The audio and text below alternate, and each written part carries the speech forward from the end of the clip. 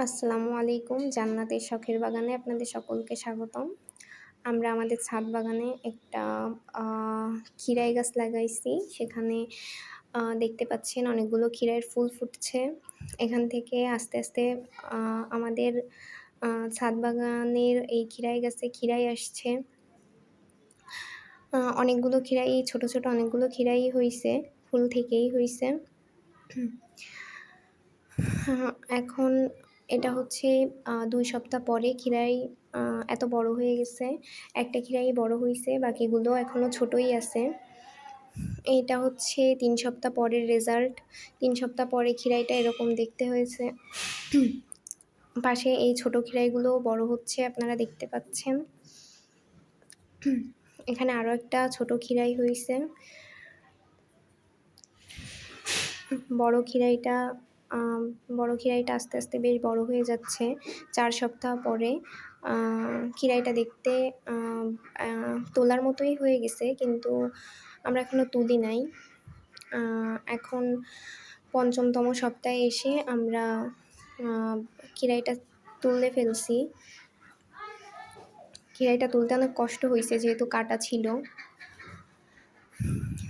এখন আপনারা দেখতেই পাচ্ছেন কতটুকু একটা ক্ষীরাই হইছে নিজের লাগানো গাছে। এরকম হলে অনেক ভালো লাগে। দেখতেই পাচ্ছেন ক্ষীরাইটা অনেক সুন্দর।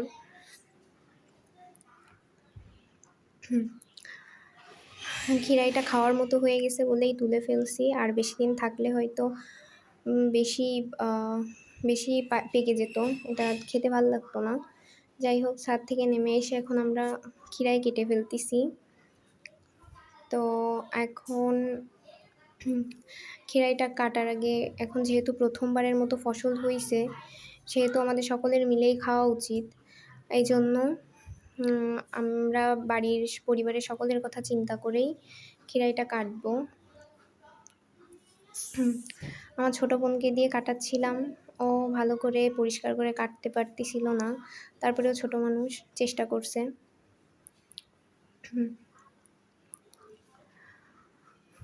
আপনারা দেখতেই পাচ্ছেন কত কষ্ট করে ছাড়াচ্ছে।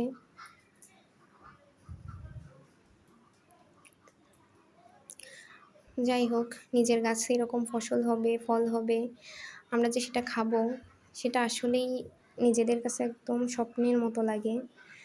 আর নিজের গাছে কিছু হলে সেটা আসলে খাওয়ার থেকে দেখতেই অনেক বেশি ভালো লাগে যে, না আমার কোনো ফসল হইছে, আমি কিছু করতে পারছি। যাই হোক, এবার আমরা এগুলো পিস, পিস করে কেটে নেব মানুষ গুনে। এখানে আমার মনে হয় না ৬-৭ পিসের বেশি হবে। দেখি কি হয়।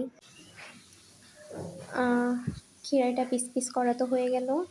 এখন দেখি কতগুলো পিস হয়। আপনারা সবাই একটা লাইক সাবস্ক্রাইব করে দেন জান্নাত হবিসকে।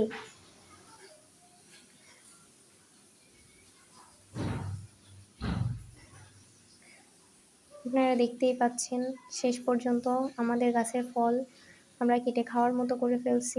এখন আমার বোন খেয়ে জানাবে কেমন হয়েছে, এবং আপনারাও জানাবেন আমাদের ভিডিওটা আপনাদের কেমন লাগলো।